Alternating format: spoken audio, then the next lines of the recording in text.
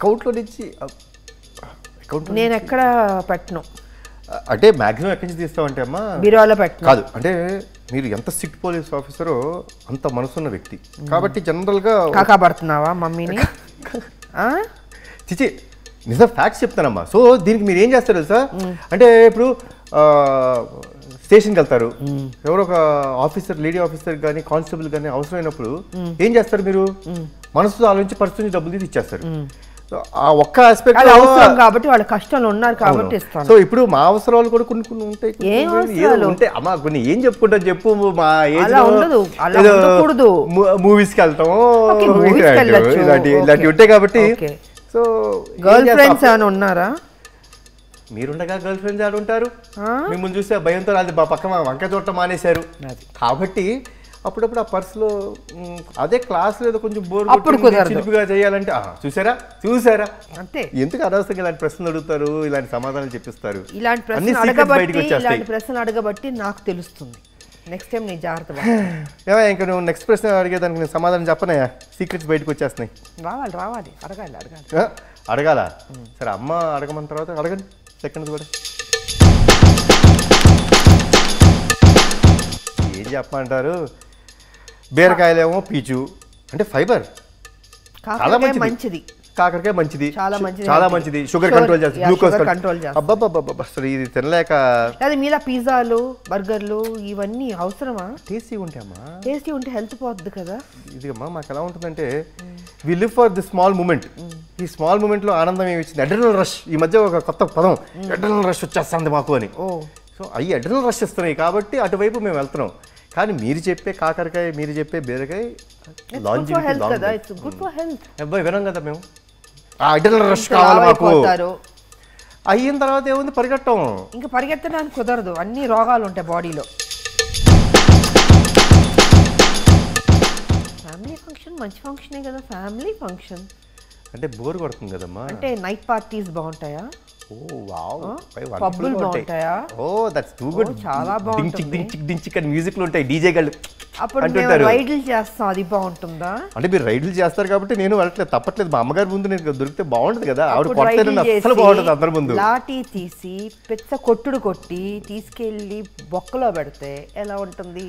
అందుకే అందుకనే అవసరమా ఈ పబ్బులు, అవసరమా? అంటే ఫ్యామిలీ ఫంక్షన్కి వస్తే ఆయన ఏదో సర్లేండి ఇంకేం చెప్తాం. మీ ఫ్రెండ్స్ మీరు కూర్చొని సరదాగా మాట్లాడుకోవాలన్నా, ఫంక్షన్ చేసుకోవాలన్నా పైన టెర్రస్ ఉంది కదా, అక్కడ కూర్చోండి, నేను డిస్టర్బ్ చేయను. అంటే డీజే పైన పెడితే ఊరుకోరు కదా, కాబట్టి పెట్టేమంటాను నేను. అబ్బా ఇలాంటి మదరు చేయకూడదని నేను కోరుకోను. అసలు మీలాగా ఆలోచించి ఇంట్లోనే చేసుకుంటాయా అంతా అంటే అసలు బయటికి ఎందుకు వెళ్తామమ్మా? సో ఇలాంటి మదర్స్ ఉండాలి. ప్లీజ్ మదర్స్ కొంచెం మారండి, అంత అవకాశం ఇవ్వండి మాకు. ఇది చేస్తే టెర్రస్సే మా పబ్బు.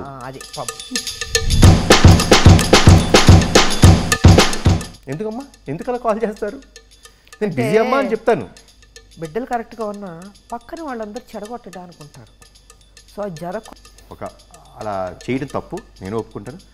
ఫ్యామిలీ రెండోసారి ఫోన్ చేస్తుంది అంటే మనం ఎంత బిజీగా ఉన్నా ఆ కాల్ని అటెండ్ చేయాలి. దట్ ఈస్ మన బాధ్యత. కాల్ అటెండ్ చేయకపోతే ఏదో తప్పు చేస్తున్నాను అంతే. కరెక్ట్గా చెప్పారు మీరు. డెఫినెట్గా ఎందుకు కాల్ అంటే అంత బిజీ ఉంటుంది ప్రపంచంలో.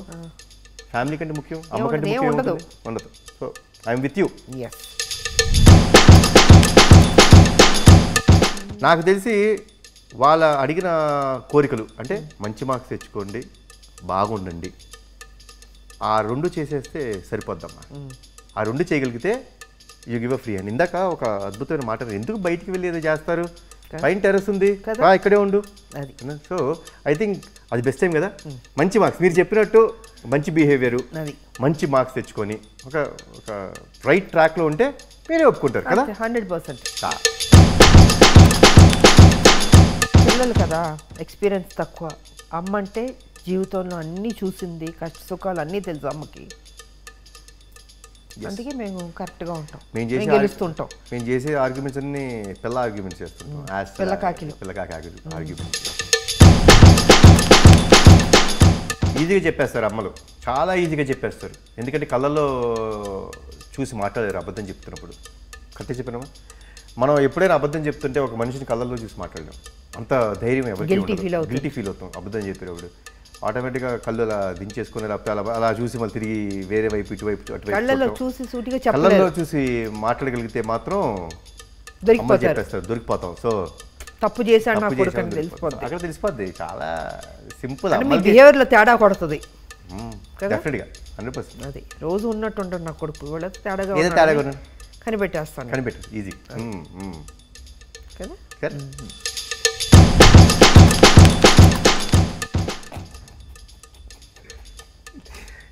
ఏముందమ్మా గర్ల్ ఫ్రెండ్తో మాట్లాడుకున్నప్పుడు ఏం చేస్తున్నాం. సో ఫోన్లన్నీ రెస్ట్ రూమ్లో ఉంటుందా? అది అసలు ఈ మధ్య మీరు భలేవారు. అసలు చిన్న మైక్ ఏదైనా పెట్టాలి నేను అసలు ఆ ఫోన్ తీసేస్తే సరిపోద్ది కదా. ఆ 30 సెకండ్లు కూడా ఉన్నాం ఆ బాత్రూంలో. అది 30 సెకండ్లు కూడా ఉంటాం పొరపాటున ఆ బాత్రూంలో ఫోన్ తీసుకెళ్ళిపోయారంటే. ఫోన్ తీసేయడం లేకపోతే పొద్దున్నే లేవుతాం ఫోన్ పట్టుకుంటా అలా బాత్రూమ్కి వెళ్ళి ఇంకా దాన్ని అసలు ఏదో వేయడం ఫోన్లో బయట ఉంటే అమ్మ ఉంటారు, అంతా అక్కడే మమ్మీ ఉంటుంది బయట. అసలు మీరు ఏం లేదు సింపుల్ ఫోన్ తీసి పక్కన పెట్టండి, పడేసి. అదే మాట అన్నాను. అదే అన్నారు అసలు ఫోన్ ముందు పీకేయాలి అసలు. తీసేస్తే 30 సెకండ్లు కూడా ఉన్నాం బాత్రూంలో. కరెక్ట్. బయట ఎదురు. అది ఎస్. వై ఏముంది అడ్డమైన పనులు చేస్తుంటాడు అంతేనా? అడ్డమైన పనులు. ఇది మరీ మమ్మీతో మాట్లాడకూడని మాట లేదబ్బా. అంటే ఏముంటుంది, ఫ్రెండ్స్ అడుపోవడం, ఇదిగో బీచ్ వైపు వెళ్ళిపోయి అక్కడ కూర్చుంటాం. పిచ్చాపాటి కబుర్లు, పిచ్చాపాటి కబుర్లు, వారు పొరికిల్లా రోడ్డు పొరికిల్లాగా తయారవడం. పర్ఫెక్ట్గా చెప్పారు. అలా పొరికే చెప్పిన రావడానికి ఏముంటుంది. ఏముంటుంది అంత దేశంలో ఉద్ధరించే పనులు అయితే మేము చెయ్యం. ఏముండదు. ఏం చేస్తారు? ఏం చెయ్యం. జీవితంలో ఏదైనా సాధించాలని రాదా మీకు? అది ఎంతకాలం ఇలాగే పొరికిల్లా తిరుగుతారు? అది మీలో కసి లేదా? ఆ ఫైర్ లేదా మీలో? అంటే ఒక ఐడియాతో నీ జీవితం మార్చేస్తున్న ఐడియాలో ఉంటాం మేము. అదేం అంత ఎక్కువ కష్టపడకూడదు, సింపుల్గా అయిపోవాలి అన్ని. సినిమాలా కాదు. ట్రాక్ తప్పాడు అని అర్థమైపోద్ది. కరెక్టే కదమ్మా? ట్రాక్ తప్పాడు అంతే. అందుకే షేర్ చేసుకోలేకపోతున్నాడు, గిల్టీ ఫీల్ అవుతున్నాడు, చెప్పుకునే ధైర్యం సరిపోవట్లేదు.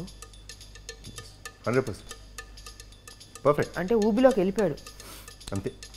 బయటికి రాలేడు కదా, చెప్పుకోలేకపోయాడు. సో మునిగిపోయి ఉన్నాడు అంటే ఆ తప్పులో మునిగిపోయి ఉన్నాడు అని అర్థం కదా. కన్ఫర్మ్. అది సో వద్దు, అది జరగకూడదు అంతే. సో ఇవన్నీ జరగకూడదంటే అందరూ కంపల్సరీ పేరెంట్స్ మాట వినండి. యా, తప్పు చేయొచ్చు, నేను తప్పు చేయకూడదు, తప్పు చేయమని అంటారు. ఏదో అనుకోకుండా ఒక మిస్టేక్ జరగచ్చు, కానీ ధైర్యంగా ఆ తప్పుని యాక్సెప్ట్ చేసే ధైర్యం మనకు ఉండాలి. వెళ్ళి తప్పు చేస్తే అమ్మా నాన్నకి చెప్పండి, తప్పు చేసావమ్మా ఏదైనా హెల్ప్ చేయండి. చెప్పగలిగితే చాలమ్మా. They will take care of you. World they will bring down the world for you. తల్లి ఎప్పుడు ఎన్ని తప్పులు చేసిన కొడుకు మళ్ళీ కొడుకునే సపోర్ట్ చేస్తుంది. తల్లి ప్రేమ ఉంటే అది. అందుకే ధైర్యంగా చెప్పండి. ఎందుకంటే తల్లే మెయిన్. అంతే. తల్లి సపోర్ట్ చేస్తుందని ఆ తప్పులు చేయొద్దు అని నేను అంటే ప్రతిదీ కరెక్ట్ కాదు, నాట్ ఫర్ గ్రాంటెడ్. బట్ నిజంగా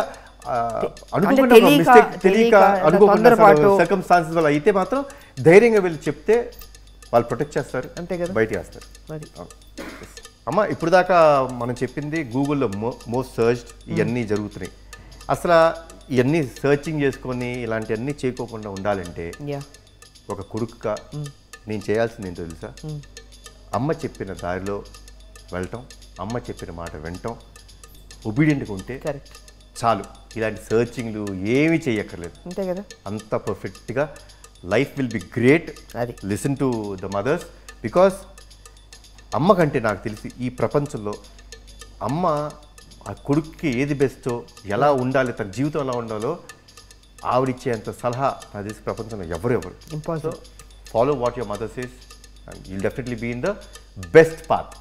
మీరు చెప్పిన అన్ని ఫాలో అవ్వగలిగితే చాలు, will be the best path. హ్యాపీగా ఉండొచ్చు లైఫ్, ఏ టెన్షన్ లేదు. అలా ఉండండి. గూగుల్ సెర్చ్లో ఏం అవసరం లేదు. అమ్మే గూగుల్, అమ్మే సర్వస్వం. సో నా బిడ్డ ఆన్సర్ కరెక్ట్గా చెప్పేశాడు, 100% పాస్ అయిపోయాడు నా బిడ్డ. Thank you.